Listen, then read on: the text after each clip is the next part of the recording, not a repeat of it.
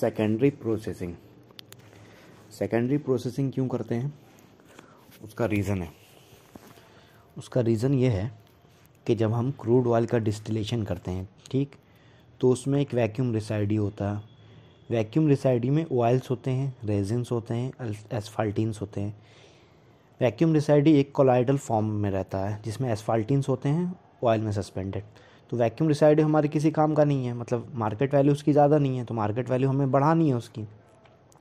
तो हम करते क्या है कि H/C रेशियो को बढ़ाते हैं, तो हाइड्रोजन की तादाद कार्बन के कंपेयर में बढ़नी चाहिए, ठीक।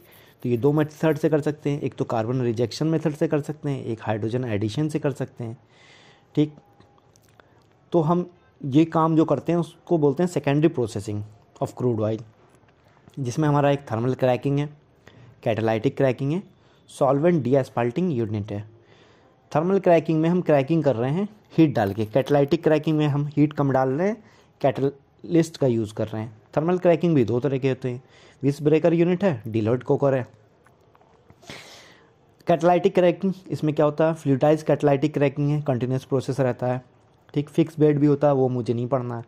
हाइड्रो क्रैकिंग में क्या होता है कि हाइड्रोजन एडिशन तो कर रहे हैं हम यहाँ, लेकिन कैटालाइसिस का, कैटालाइटिक प्रॉपर्टी का यूज़ कर रहे हैं, मतलब कैटलिस्ट का यूज़ करते हैं बेसिकली, ठीक। अब देखो होता क्या कि थर्मल क्रैकिंग में हमारा लॉन्ग चेन है, उसमें हमने हीट दिया, शॉर्ट चेन में तैयार हो गया, जो कि फ्री रेडिकल मैकेनिज्म को फॉलो करता है। थर्मल क्रैकिंग पुरानी वो है, प्रथा है, पहले से चला आ रहा है। थर्मल क्रैकिंग करते वक्त थर्मल क्रैकिंग जो डिपेंड करता है वो कुछ वेरिएबल्स पे डिपेंड करता है, जैसे टेम्परेचर, प्रेशर, रेसिडेंट टाइम, कितने टाइम ठहरा है वो, ठीक, उस प्रोसेस में। थर्मल क्रैकिंग करते हैं 315 डिग्री से ऊपर, जिसमें हाई टेम्परेचर यूज़ करते हैं ऑफ कोर्स। अब देखो बहुत ज़्यादा हाई टेम्परेचर तुमने यूज़ कर दिया, रेसिडेंट टाइम भी दे दिया अच्छा खासा, तो सीधा हमारा कार्बन कोक तैयार हो जाएगा, ठीक। तो होता क्या है कि कैटालाइटिक क्रैकिंग और थर्मल क्रैकिंग में फ़र्क ये है कि कैटालाइटिक क्रैकिंग में टेम्परेचर हम कम रखते हैं, क्योंकि कैटलिस्ट है मेरा, वो काम करेगा, तो वहाँ कोक का फॉर्मेशन कम होता है। तो कैटालाइटिक क्रैकिंग हमारा ज़्यादा बेहतर है, ठीक, in compare to the thermal cracking, ठीक, क्योंकि ये लो टेम्परेचर पे होता है। अब थर्मल क्रैकिंग का इस्तेमाल करते हैं ताकि नीडल कोक तैयार कर सकें। नीडल कोक एक ख़ास तरह का कोक है जो कि एरोमेटिक क्रूड से तैयार होता है। जिस क्रूड में एरोमेटिक कंटेंट ज़्यादा होगा, एरोमेटिक क्रूड वो टाइप्स ऑफ क्रूड में आता है, तो उसमें नीडल कोक का तैयार होगा, प्रिपरेशन हो जाएगा, ठीक। अब देखो कि थर्मल क्रैकिंग में ना कुछ गैस प्रोड्यूस होते हैं, गैस जैसे प्रोपाइलीन, ब्यूटाइलीन, इस तरह के गैस प्रोड्यूस होते हैं, जिसको पॉलीमराइज करके हम पॉलीमर तैयार करते हैं गैसोलीन के फॉर्मेट में, ठीक है। गैसोलीन तैयार हो गया, गैसोलीन का होता है ऑक्टेन नंबर हाई, ठीक। अब हम थर्मल क्रैकिंग की बात कर रहे थे तो बताया था कि फ्री रेडिकल मैकेनिज्म से होता है, तो जाहिर सी बात है फ्री रेडिकल फॉलो करेगा, जिसमें हमारा कार्बन फ्री रेडिकल तैयार होगा, ठीक है।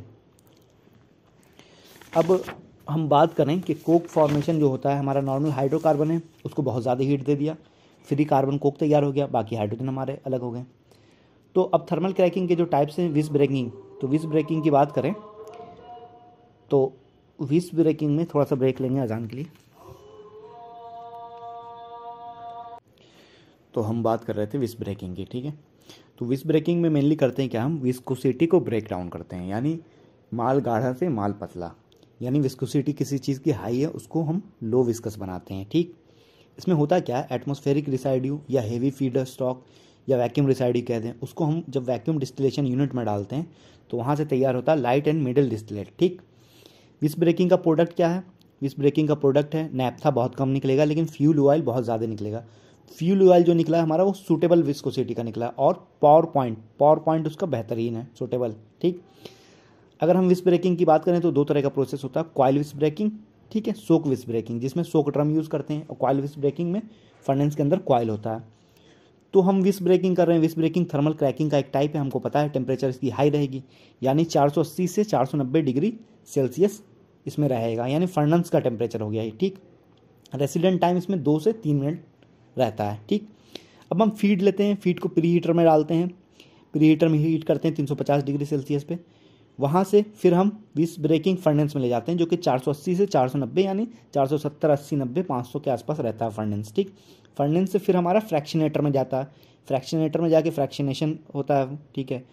और फ्रैक्शनेटर से कुछ बचा हुआ है तो फिर दोबारा लेके आते हैं, फीड की तरह यूज़ करते हैं उसको, फिर विस ब्रेकिंग फर्नेस में जाएगा वो, फिर इधर से फ्रैक्शनेटर में जाएगा। अब फ्रैक्शनेटर के अपर यूनिट एरिया से जो निकलता है हमारा गैस ऑयल वगैरह निकलना, हमको पता वहाँ से निकला तो कंडेंस हुआ, सेपरेटर में गया, सेपरेटर के बाद स्टेबलाइज़र में जाता है, स्टेबलाइज़र से फिर जा करके गैस निकल जाती है, गैस निकल गई और कुछ बचा तो फिर से स्टेबलाइज़र में गया।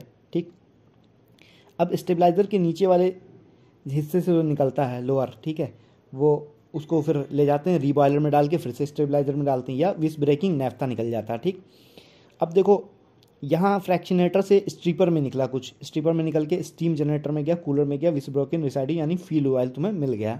ठीक, ये सीन है इसका। अब विस ब्रेकिंग में देखो एंडोथर्मिक रिएक्शन है, यानी हीट देंगे। अब इसमें मसला ये होता है कि फर्नेस आउटलेट टेम्परेचर जो होता है हमारा वो कांस्टेंट टेम्परेचर रहता है। ठीक है, बाय एक क्रैक प्रेशर कंट्रोलर, हम क्रैक प्रेशर कंट्रोलर यूज़ करते हैं, वो कांस्टेंट टेम्परेचर हमारा मेंटेन कर देता है फर्नेस का आउटलेट जो है। नैप्था को जो है ना डीब्यूटेनाइज करते हैं, मतलब ब्यूटीन टेन को ख़त्म करते हैं स्टेबलाइजर में डाल के। ठीक, अब इसमें प्रोडक्ट क्या निकलता है, देखो प्रोडक्ट में निकलता है गैस हमारा 3% निकल गया, नैप्था 4% निकल गया, यानी दो चीज़ ये कम निकली। फ्यूल ऑयल जो हमारा निकलना है जिसकी विस्कोसिटी कम है वो 93% निकला। ठीक, प्रोसेस वेरिएबल्स की बात करें जो कि विस ब्रेकिंग प्रोसेस को अफेक्ट करता है वो हमारे 4 तरह के हैं। फर्नेस का आउटलेट टेम्परेचर, फर्नेस का आउटलेट प्रेशर, फीड रेट यानी किस रेट से फीड कर रहे हैं, ठीक है, और उसके अलावा फीड स्टॉक का कैरेक्टरिस्टिक कैसा है। तो आउटलेट टेम्परेचर की बात करें अगर हम फर्नेस की, तो कांस्टेंट फीड रेट अगर हम रख लें, ठीक, तो अगर फर्नेस का आउटलेट टेम्परेचर बढ़ा दिए तो विस ब्रेकिंग प्रोसेस हमारा बढ़ जाएगा, विस ब्रेकिंग प्रोसेस बढ़ जाएगा तो हमारा जो विस्कोसिटी में रिडक्शन है वो अच्छा खासा हो जाएगा, बढ़िया हो जाएगा, इन्हें हमारा जो प्रोसेस करवा रहे थे वो बढ़िया हो जाएगा। ठीक, तो रिडक्शन ऑफ विस्कोसिटी ऑफ विस ब्रोकिंग रिसाइड्यू। ठीक, और उसमें क्या होता है फिर गैस का प्रोडक्शन ज़्यादा होने लगेगा, गैस का प्रोडक्शन, नैप्था का प्रोडक्शन, गैस ऑयल का प्रोडक्शन, यानी ओवरऑल सारी चीज़ें बेहतर हो जाएगी अगर हमारा फर्नेस आउटलेट टेम्परेचर ज़्यादा आ रहा है। ठीक, कांस्टेंट तो रखना है लेकिन ज़्यादा रखना है। ठीक, लेकिन इसके साथ एक ड्रॉबैक ये है कि कोक जो तुम्हारा फर्नेस में तैयार होगा ना वो भी बढ़ जाएगा। ठीक है, तो कोक तो हमें तैयार नहीं करना था लेकिन हो रहा है, तो खैर उसको रिमूव करना पड़ेगा। तो इसमें सर्कुलेटिंग रिफ्लक्स का यूज़ करते हैं ताकि हमारा जो है circulating reflux have to be increase in main container to maintain the product quality. ठीक है, ताकि सर्कुलेटिंग रिफ्लक्स यानी कि जो हमारा क्या कहते हैं मेन कंटेनर में आ रहा है उसको भाई निकाल के हटा रहे हैं, फिर दोबारा फीड जा रहा है, यानी सर्कुलेशन आपको फास्ट करनी पड़ेगी क्योंकि आपका प्रोसेस सारा फास्ट हो चुका है, ऑपरेशन तुम्हारा फास्ट हो चुका है।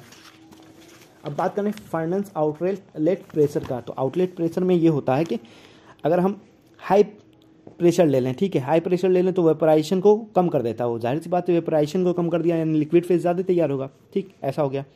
और लो प्रेशर की बात करें तो लो प्रेशर में हमारा फ्यूल और नैफ्था यील्ड जो है हमारा बढ़ जाता है, लो प्रेशर पे बढ़िया है ये प्रोसेस।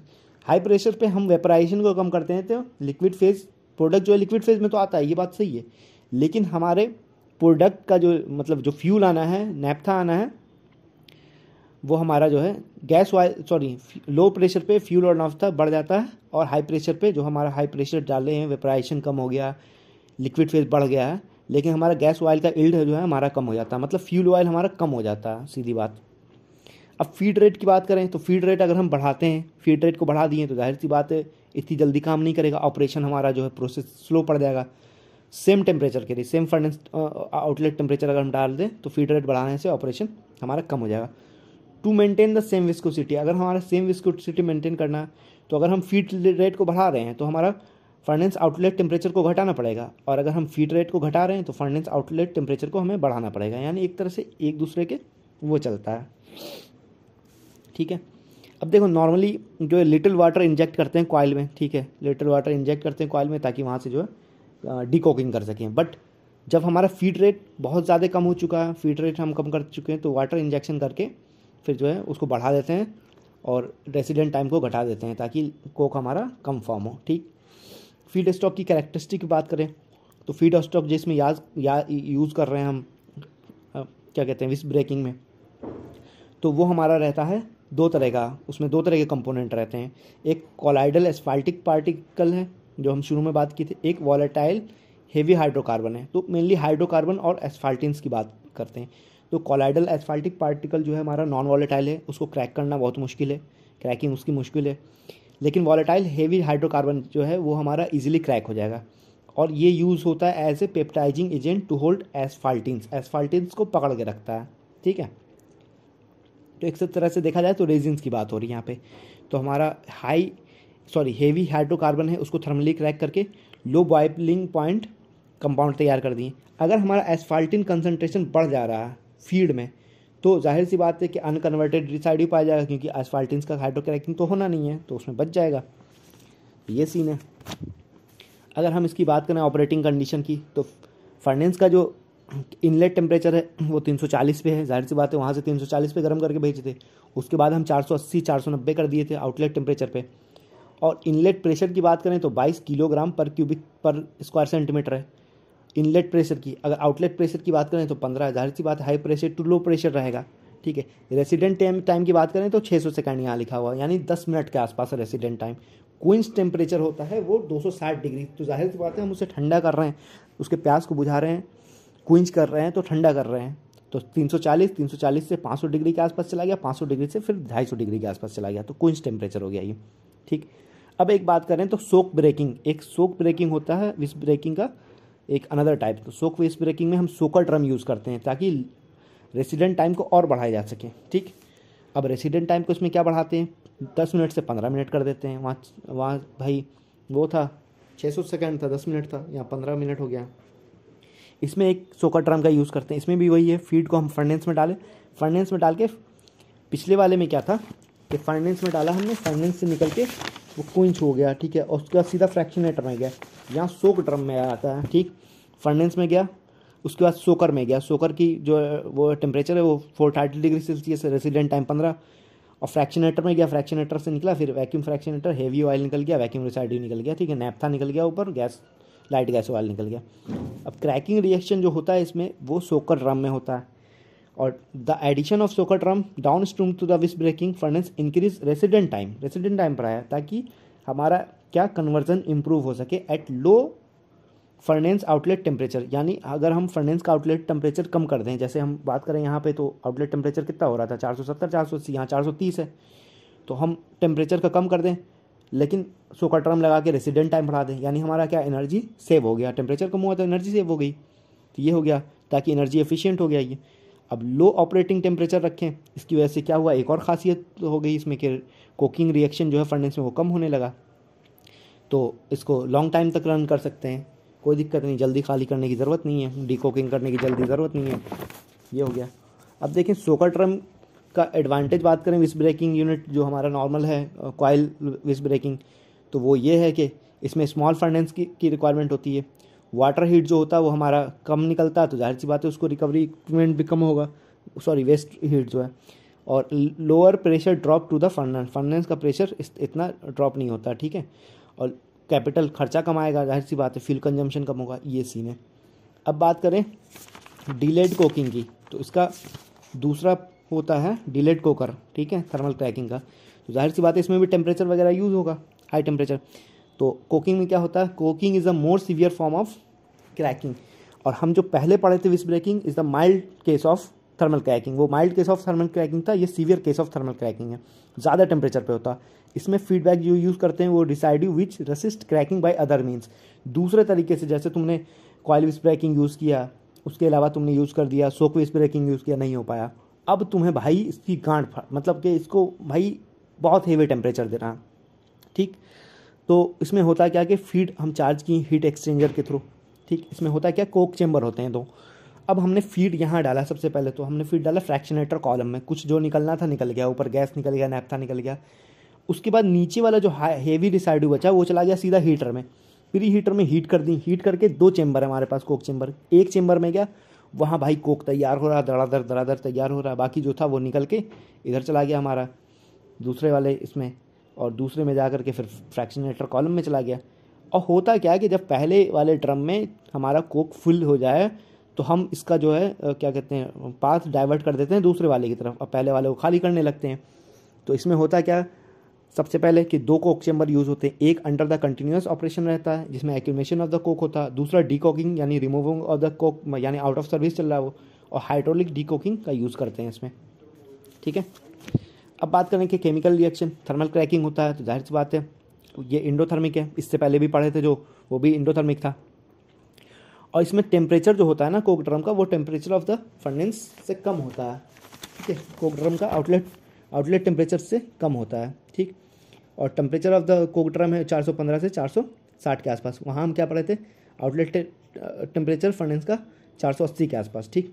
इसमें सफिशिएंट रेसिडेंट टाइम मिल जाता है अच्छा खासा फॉर कोक फॉर्मेशन, कोक बढ़िया तैयार हो रहा है और कोक सेटल होने के लिए बढ़िया है, ठीक। हमने बताया कि फ्लो को डाइवर्ट कर देते हैं। अब ये 2 दिन का साइकिल चलता है, ठीक। 2 दिन के साइकिल में एक दिन फीलिंग चलता है, एक दिन डीकोकिंग चलता है, एक दिन फीलिंग, यानी प्रोसेस तो कंटिन्यूस चलेगा क्योंकि 2 चेंबर हमारे पास। एक चेंबर को ऑब्जर्व करें तो एक दिन फीलिंग होगा, दूसरे दिन डीकोकिंग होगा, हाइड्रोलिक डीकोकिंग करते हैं। प्रोसेस वेरिएबल्स इसमें भी 3 है, एक टेम्परेचर प्रेशर और इसमें वो इनलेट आउटलेट टेम्परेचर प्रेशर, ये ठीक है। टेम्परेचर प्रेशर ओवरऑल देखा जा रहा है। इसमें एक नई चीज़ आ जाती है रिसाइकिल रेशियो, ठीक। इससे पिछले वाले में हम बात करें, पिछले वाले में फीड स्टॉक वगैरह ये सारी चीज़ आ रही थी। फीड स्टॉक तो हमें पता है कि जो चीज़ उससे नहीं, जो उसमें नहीं हो पाया वही इसमें होना है, ठीक। तो इसमें जो है हम करेंगे टेम्परेचर प्रेशर और रिसाइकिल का व्याख्यान। टेम्परेचर की बात करें तो कोक ड्रम का टेम्परेचर जो होता है ना वो कंट्रोल किया जाता है। Is use to control the volatile combustible material, जो हमारा वॉलेटाइल कंबस्टिबल मटेरियल है उसके को कंट्रोल करने के लिए हम जो है टेम्परेचर, कोक ड्रम का टेम्परेचर को मेंटेन करके रखते हैं, कंट्रोल करके रखते हैं, ठीक है।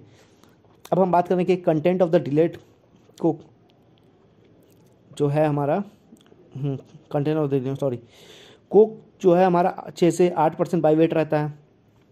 कोक विथ 6 से 8% बाई वेट, कोक विथ कुछ मिसिंग है, ठीक है, देखो वहाँ पड़ेगा। और एट कांस्टेंट ड्रम अगर हम टेम्परेचर की बात करें तो ड्रम प्रेशर और रिसाइकिल रेशियो को कांस्टेंट कर दें तो टेम्परेचर अगर हम बढ़ाते हैं तो कोक, जाहिर सी बात है, कोक का यील्ड बढ़ जाएगा। डिलेड कोकिंग इज इंडोथर्मिक, शुरू में बात करें भाई इंडोथर्मिक है। ड्रम टेम्परेचर अगर बहुत ज़्यादा बढ़ा दें तो कोक का फॉर्मेशन बहुत ज़्यादा हो जाएगा, फॉर्म कोक, और बहुत ही हार्ड कोक तैयार होगा, ठीक है। और जिसको कोक ड्रम से रिमूव करना बहुत डिफिकल्ट पड़ेगा हाइड्रोलिक डीकोकिंग के हेल्प से। प्रेशर की बात करें तो टेम्परेचर को कांस्टेंट कर दो, रिसाइकिल रेशियो को कांस्टेंट कर दो, दोनों को कांस्टेंट कर दिए। हाई ड्रम प्रेशर डाल दिए। अगर हम ड्रम प्रेशर बहुत हाई कर दिए तो इसमें क्या होता है, पेंटेन कंटेंट जो है वो हमारा कम हो जाएगा, ठीक है, इल्ड में। और हेवियर लिक्विड इल्ड जो है ना वो भी हमारा कम हो जाएगा हाई प्रेशर, ठीक। लेकिन कोक जो है हमारा बढ़ जाएगा और गैस इल्ड हमारा बढ़ जाएगा। ये क्यों बढ़ेगा, due to the retention of the heavy hydrocarbon in the coke drum. Coke drum में हेवी हाइड्रोकार्बन रुक जाएंगे इसलिए। अब यूज़ क्या हो रहा है, to maximise the yield of the liquid product. Liquid product का अगर हमें मैक्सिमम करना है तो प्रेशर को कम करो, क्योंकि भाई प्रेशर बढ़ाते हो तो liquid product heavier liquid yield जो है हमारा कम हो जाता है, तो प्रेशर कम रखो। रिसाइकिल के रेशियो की बात करें, रिसाइकिल रेशियो क्या होता है, recycle field plus equivalent field upon equivalent fresh field. तो recycle field plus equivalent fresh field upon equivalent fresh field, इसकी वैल्यू अगर स्ट्रॉन्ग होती है बहुत ज़्यादा 1.12 हो सकता है, ठीक है। अब देखें कि सेम इफेक्ट प्रेशर के जैसा, अगर रिसाइकिल रेशियो बढ़ा दे हमारा तो कोक और गैस का जो इल्ड है वो बढ़ जाएगा, लेकिन पेंटेन और हेवियर लिक्विड का इल्ड कम हो जाएगा। ऑपरेटिंग कंडीशन की बात करें तो फर्नेस इसमें भी होता है। फर्नेस आउटलेट टेम्परेचर की बात करें 480 से 515 है फर्नेस आउटलेट टेम्परेचर के, ठीक है। हीटर के बाद तो कोक ड्रम में जाना। उसके बाद कोक ड्रम प्रेशर की बात करें 1 से 7 है और रिसाइकिल रेशियो 1.1 से 2 है। फ्रैक्शनेटर का टॉप टेम्परेचर 150 है और बॉटम टेम्परेचर 350 है। फ्रैक्शनेटर प्रेशर 14 से 34 बार है। अब नीडल कोक का फॉर्मेशन कैसे होता है की बात करें, यार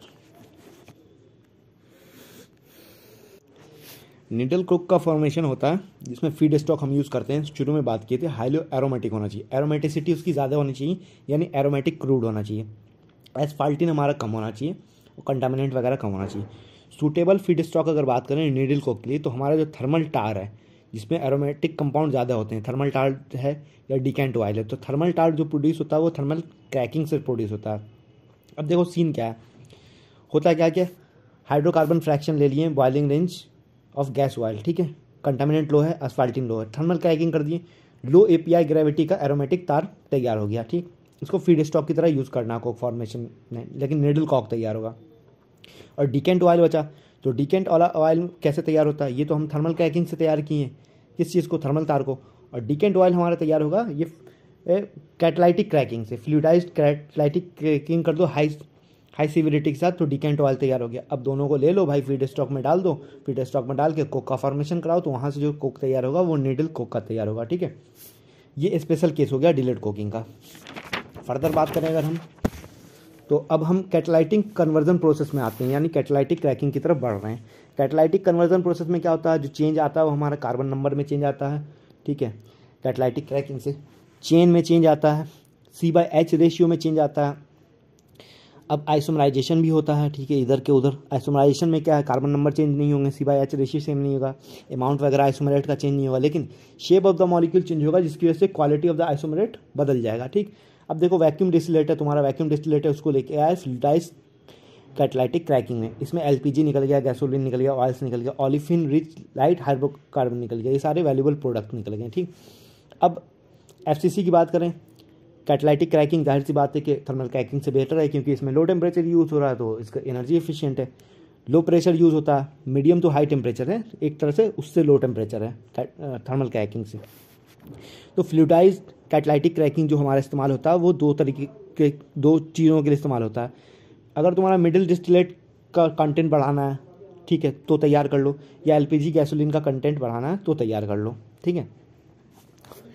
अब बात करें टेक्नोलॉजिकल एस्पेक्ट्स की, तो इसमें फीड स्टॉक की बात कर सकते हैं, रिएक्शन की बात कर सकते हैं, ठीक है। उसके अलावा हम बात कर सकते हैं कैटलिस्ट की, ये सारी चीज़ की बात कर सकते हैं। फीड स्टॉक की बात करें तो वैक्यूम गैस ऑयल लेना है, बॉइलिंग रेंज जिसका 350 से 550 हो। अब वैक्यूम गैस ऑयल हमें मिलता कहाँ, डिस्टिलेशन करते हैं हम एटमॉस्फेरिक रेसिड्यू का अंडर वैक्यूम, ठीक है, तो वैक्यूम गैस ऑयल हमारा मिल गया। अब कट पॉइंट जो होना चाहिए ना हमारा वैक्यूम गैस ऑयल का, वो हमारा कंट्रोल होना चाहिए। क्यों कंट्रोल इसीलिए करना है वैक्यूम गैस ऑयल का कट पॉइंट, ताकि हमारा सल्फर, नाइट्रोजन और दूसरे मेटल्स के का जो कंसंट्रेशन है वो बहुत ही नेग्लिजिबल हो, ठीक। नेग्लिजिबल इसलिए चाहिए क्योंकि कैटालाइटिक क्रैकिंग कर रहे हैं, कैटालाइटिक क्रैकिंग में कैटलिस्ट है, और कैटलिस्ट को डीएक्टिवेट कर देता है हमारा सल्फर, नाइट्रोजन या दूसरे मेटल्स मिल करके हमारे कैटलिस्ट को डीएक्टिवेट कर देंगे, तो यील्ड आपका कम हो जाएगा। दूसरी बात, अगर हमारा सल्फर है, नाइट्रोजन है, तो वो पॉल्यूशन करेगा, फॉर्मेशन ऑफ SOX और NOx, मतलब SO2, SO3, NO2, NO3 इस तरह के, या NO, ये सब तैयार होंगे जो कि सेकेंडरी पॉल्यूशन क्रिएट करते हैं। अब अगर हम एस्फाल्टिन को बढ़ा दें फीड में, जैसा कि हम बात कर रहे थे कि एस्फाल्टिन को अगर हम बढ़ा दिया जाए फीड में तो हमारा कोक का प्रोडक्शन बढ़ जाएगा, ठीक है। तो लेकिन नीडल कोक तैयार नहीं होगा, नीडल कोक तैयार होता है एरोमेटिक से। एस्फाल्टिन को अगर हम बढ़ा दें तो कोक तैयार हो जाएगा यहाँ, लेकिन हमें तो कोक तैयार नहीं करना, तो डिलेट कोकर में चला गया वो केस।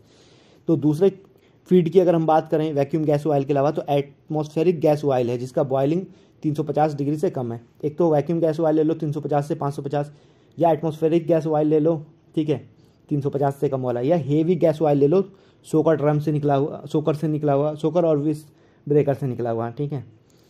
सोकर और विस ब्रेकर क्या है हमारा थर्मल क्रैकिंग से लाके यहाँ करवा लो, ठीक है। तो अब हम बात करें रिएक्शन क्या होता है। जैसे हम बात किए थर्मल क्रैकिंग में वहाँ फ्री रेडिकल मैकेनिज्म चलता है, यहाँ कार्बोनियम आयन चलता है, मतलब कार्बोकैटायन चलता है एक तरह से देखा जाए। अब हमारा एक हाइड्रोकार्बन है जो कि सैचुरेटेड है, यानी सिंगल बॉन्ड है। अब हमने एसिड में डाला तो वहाँ से हाइड्राइड निकल गया, तो जाहिर सी बात है कार्बन पे क्या आ गया, पॉजिटिव चार्ज कार्बन पे आ गया। अब ये फर्दर जो है क्या कहते हैं हाईली रिएक्टिव होता है, ये किसी भी रिएक्शन को आगे फर्दर प्रोसीड कर सकता है, आइसोमराइजेशन कर सकता है, CC का डिसोसिएशन हो सकता है, हाइड्रोजन ट्रांसफर हो सकता है, कुछ भी हो सकता है। लेकिन अगर हम बात करें कि ऑलिफिन्स में डबल बॉन्ड है, ठीक है, या एरोमेटिक की न्यूक्लियस कंपाउंड की बात करें जिसमें बेंजीन रिंग वगैरह हो, कुछ और चीज़ हो, तो उसमें एसिड का जब अटैक होता है तो वो डबल बॉन्ड टूटता है तो वहाँ पे भी कार्बोकैटायन बनता है। हाइड्रोजन उसमें एसिड का हाइड्रोजन उसमें जाके जोड़ता है, ठीक है, हाइड्राइड नहीं निकलता उससे, यहाँ से जाके जोड़ता है, तो ये कार्बोकैटायन तैयार हो गया। इस तरह की रिएक्शन होती है, ठीक। कैटलिस्ट की बात करें तो कैटलिस्ट इसमें फाइन पाउडर के होते हैं जो कि माइक्रोन्स में होते हैं, ठीक, जिसका सरफेस एरिया ज़्यादा होता है, जिसकी पोरोसिटी ज़्यादा होती है, तो वो होता है। इसमें कैटलिस्ट जो है हमारा वो तैयार रहता है, ऑक्साइड होते हैं, ठीक है, अल्मोनियम और सिलिकॉन के, ठीक है। तो जियोलाइट एक कैटलिस्ट है जो कि हमारा क्या कहते हैं reaction of aluminium and silicon से तैयार होता है। अब देखो depending on the ratio SiO2 silicon का ऑक्साइड या अल्युमिनियम का ऑक्साइड का रेशियो, इन दोनों का मतलब silicon oxide upon aluminium oxide का रेशियो कितना है उसके डिपेंड करता है फिर जियोलाइट का टाइप कैसा है। अगर हम X टाइप की बात करें और Y टाइप की बात करें तो X टाइप में सिलिकॉन ऑक्साइड अल्युमिनियम ऑक्साइड इन दोनों का रेशियो देखो 3 आएगा, यानी अल्युमिनियम ऑक्साइड से 3 गुना सिलिकॉन ऑक्साइड। लेकिन Y टाइप में अल्युमिनियम ऑक्साइड का 3.6 टाइम्स सिलिकॉन ऑक्साइड है, यानी 3.6 है इसका रेशियो, ठीक है। और X टाइप में रेयर अर्थ मेटल जो चाहिए हमारे 27% के आसपास चाहिए, इसमें 16% के आसपास चाहिए। जियोलाइट जो है यूनिफॉर्म पोरोसिटी होता है, इसलिए हाई क्रैकिंग एक्टिविटी दिखाता है, पोरोसिटी इसकी यूनिफॉर्म रहती है, ठीक है। गैसोलीन को मैक्सिमाइज करने के लिए यूज़ होता है ये जियोलाइट, ठीक। अब इसकी बात करें अगर हम, तो इसमें होता क्या, जाहिर सी बात है कि कैटलिस्ट है तो हमारा रिएक्टर यूज़ करना पड़ेगा, रिएक्टर में तो रिएक्शन होंगे, उसका फ्रैक्शनरेटर कॉलम है, लेकिन कैटलाइसिस का रीजनरेशन होना, तो हम सबसे पहले हम डालेंगे फीड। अब देखो फीड इसमें कहाँ से आ रहा है, सबसे बड़ा इशू यही है कि फीड हमारा आ कहाँ से रहा है। तो हमारा फ्रैक्शनेटर कॉलम है, उसमें हमने फीड डाला, हमारा गैस निकल गया, नैफ्था निकल गया, लाइट गैस ऑयल निकला, हेवी गैस ऑयल, नीचे सलरी ऑयल निकला। ठीक है, सलरी ऑयल को हमने डाला हीटर में डाल के मस्त डाला रिएक्टर में डाल के रिएक्टर में डाला, इधर से कैटलिस्ट डाल दिया रिएक्टर में। अब रिएक्शन हो गया भाई, रिएक्शन का प्रोडक्ट जो तैयार हुआ फिर फ्रैक्शनेटर कॉलम में डाल के फिर हम निकाल लो गैस है, naphtha, light gas oil, heavy gas oil, इस तरह। अब मामला ये कि रिएक्टर में जो हमारा कैटलिस्ट है उसको हमें फिर रीजनरेट करना है, यानी रिएक्टर से फिर कैटलिस्ट रीजनरेटर में जाना चाहिए, फिर वहाँ से घूम के फिर कैटलिस्ट आएगा। अब कैटलिस्ट रीजनरेटर में वहाँ कार्बन तैयार होता है, तो उसको भाई फ्लू गैस की तरह निकालना है बाहर, तो कंबस्टिबल एयर को डालते हैं जो फ्लू गैस कार्बन को फ्लू गैस में कन्वर्ट कर देता है, CO2 या कार्बन मोनोऑक्साइड में, फिर बाहर चला जाता है वो। ठीक, ये हो गया। अब बात करें, एक प्रोसेस आता है हाइड्रोक्रैकिंग की बात करें तो इसमें भी इसको भी कैटालाइटिक क्रैकिंग ही कह सकते हैं। ठीक है, इसका एक स्पेशल टाइप है। बाकी सब में क्या हो रहा है, कार्बन रिजेक्शन हो रहा है, इसमें हाइड्रोजन का एडिशन हो रहा है, इसलिए हाइड्रोजिनेशन प्लस कैटालाइटिक क्रैकिंग बोलते हैं। हेवियर हाइड्रोकार्बन जो होता है उसमें हम हाइड्रोजिनेशन करते हैं तो लाइटर हाइड्रोकार्बन तैयार हो जाता है। इसमें फीड स्टॉक का अगर हम बात करें तो फीड स्टॉक हमारा गैस ऑयल है या कोकर डिस्टिलेट, कोकर से जो निकला हुआ है। ठीक, प्रोडक्ट की बात करें तो हाई क्वालिटी जेट फ्यूल या डीजल तैयार होता है। ठीक, इसमें हाइड्रोजन की कंटेंट माने H/C रेशियो को बढ़ा रहे हैं। ठीक है, अब देखो क्रैकिंग जो होता है इसमें दो चीज़ें होती है, हाइड्रोजनेशन होता है, क्रैकिंग होता है। क्रैकिंग जो होता है हमारा सिलिका एल्युमिनियम साइट जो हमारा कैटलिस्ट है जैसे जियोलाइट है तो उस पर होगा, हमारा सिलिका एल्युमिनियम साइट पे होगा। लेकिन हाइड्रोजन जो है वो हमारा निकल पैलेडियम या मोलिब्डेनम का जो सल्फाइड है उस तरह का जो कंपाउंड है, तो वो कंपाउंड भी डालने पड़ेंगे। ठीक है, ये कैटलिस्ट में हो तो उस पर हमारा हाइड्रोजनेशन होगा। ठीक, इसमें हम हाइड्रोट्रीटर रिएक्टर का यूज़ करते हैं ताकि हमारा नाइट्रोजन कंपाउंड जो है ना उसको प्रोहिबिट किया जा सके, नाइट्रोजन कंपाउंड हमारा ना हो, हाइड्रोट्रीटर हो जिसमें नाइट्रोजन को रिमूव कर दिया जाए इस तरह, ताकि जो है कैटलिस्ट का पॉइजनिंग ना हो। टेम्परेचर की बात करें तो टेम्परेचर इसमें 340 to 420, वही जितना तुम्हारा फ्लूइडाइज्ड कैटलाइटिक रिएक्टर में यूज़ होता है उतनी के आसपास यूज़ होगा। प्रेशर थोड़ा ज़्यादा यूज़ होता है, 70 to 80 बार, ये कंफर्म करना पड़ेगा सही है या गलत है। ठीक, इसमें देखो मेनली हो क्या रहा है, तुम्हारा ओलिफिन्स है या अनसैचुरेटेड, मान लो अनसैचुरेटेड CnH2n, उसमें तुमने H2 जोड़ दिया, वो सैचुरेटेड में कन्वर्ट हो गया, यानी CnH2n+2 में हो गया। ठीक, और डी अटैचमेंट, या तो D attachment of the side ring, किसी चीज़ में साइड रिंग है, वो है साइकिल है, साइकिल में साइड रिंग है, वो टूट गया। ठीक है, तो इस तरह क्रैकिंग होगी हमारी। ठीक, C/H रेशियो घट गया, मतलब H/C रेशियो बढ़ गया। ठीक, हाइड्रोजन बढ़ना हमको। अब इसकी बात करें अगर हम इसको डायग्राम से समझे तो इसमें क्या होता है कि एक रिएक्टर है जिसमें रिएक्शन होना है। ठीक, अब तुम्हारा क्या सीन है कि सीन की बात करें अगर हम तो फीड डाला तुमने, फीड H2 के साथ मिक्स होकर चला गया फर्नेस में जाने के बाद चला गया रिएक्टर में जाने के बाद फिर चला गया फ्रैक्शनेटर कॉलम में, फ्रैक्शनेटर कॉलम के बाद फिर चला गया गैस निकल गया, इधर से फिर हाइड्रोजन निकल के रिसाइकिल होकर के जनरेट होकर के चला गया, फिर मेकअप हाइड्रोजन यहाँ से ऐड कर दिया हमने। ठीक है, कैटालाइटिक अल्काइलेशन इसलिए करते हैं ताकि अपग्रेड कर सके लाइट ओलिफिन को। ठीक है, to upgrade the light olefin. ठीक, या फिर आइसोब्यूटेन को कन्वर्ट कर सके हाईली ब्रांच्ड पैराफिन में। ठीक है, प्रोडक्ट जो हमारा तैयार होता है उसको अल्काइलेट कहते हैं। अल्काइलेट का यूज़ करते हैं ब्लेंड बनाने में। ठीक है, किसी चीज़ के साथ ब्लेंड करने में, मिलाने हैं। ठीक, एक्सीलेंट स्टेबिलिटी होती है, अल्काइलेट की स्टेबिलिटी अच्छी होती है और इसका रिसर्च ऑक्टेन नंबर जो होता है ना वो हमारा बढ़िया रहता है, 96 के आसपास रहता है। ठीक, इसकी लो वेपर प्रेशर होती है और बॉइलिंग रेंज जो होता है वो हमारा डिज़ायरेबल होता है। ठीक है, अब बात करें तो क्या रहा हमारा, ओलिफिन्स ले लिया तुमने, आइसोब्यूटेन ले लिया। ठीक, ओलिफिन और आइसोब्यूटेन को डाल दिया एसिड में डाल करके दोनों कंबाइन हो गया, डबल बॉन्ड टूट गए, एक इधर से निकल गया या चेन तैयार हो गया कुछ। ठीक है, इस तरह का। तो हमारा जो है जैसे देखो 1 2 3 4 5, 1 2 3 4 5 4 9, 1 2 3 4 5 6 7 8 8 एक और है। ठीक है, तो इस तरह हमारा तैयार हो रहा है। ठीक, अब हम देखें तो इसमें हो क्या रहा, ओलिफिन्स को ले रहे हैं और आइसोब्यूटेन के ले रहे हैं, फीड को कूलर में डाल रहे हैं, कूलर में डाल करके फिर रिएक्टर में ले जा रहे हैं जिसमें एसिड पड़ा हुआ, एसिड सेपरेटर हो गया, एसिड सेपरेटर फिर इधर आ गया, फिर से जुड़ गया। ठीक है, अब इसको कॉस्टिक वॉश में डाल रहे हैं ताकि एसिड को हम न्यूट्रलाइज करें, फिर डी प्रोपोनाइजर में डाल रहे हैं, फिर डी आइसोब्यूटेनाइजर में डाल रहे हैं, फिर डी ब्यूटेनाइजर में डाल रहे हैं, फिर अल्काइलेट हमारा तैयार हो जाए। ये सारी चीज़ें, कुछ चीज़ें रटने की, कुछ चीज़ें क्या मैक्सिमम चीज़ें रटने की, 1-2 बार रिवाइज करना पड़ेगा, चीज़ें हो जाएंगी, बस लिखना ही है।